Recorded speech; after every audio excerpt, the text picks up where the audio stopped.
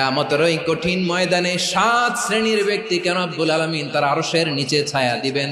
তার মধ্যে প্রথম শ্রেণীর ব্যক্তি হলো ইমামুন আদিল, যে ইনসাফের সাথে বিচার করে, যে জাস্টিস সমাজে সার্ভ করে, যে সুশাসন নিশ্চিত করে, ওই ইমামুন আদিল। আদিল শব্দটা বুঝছেন না? ইন্নাল্লাহা ইয়া'মুরু বিল আদল, পাইছেন?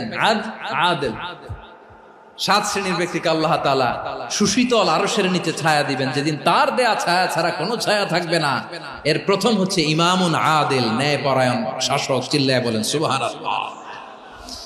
আবার বিশ্বনবী বললেন, ইন্নাল মুকসিতিনা ইনদাল্লাহি আলা মানাবিরা মিন নূর আন ইয়ামিনির রহমান। কিয়ামতের দিন যারা ন্যায় পরায়ণ হিসেবে আল্লাহর সামনে দাঁড়াবে, কিয়ামতের দিন রব্বুল আলামিন তার আরশের ডান দিকে ওই ন্যায় পরায়ণ লোকদের জন্য আরশের ডান দিকে একটা নূরের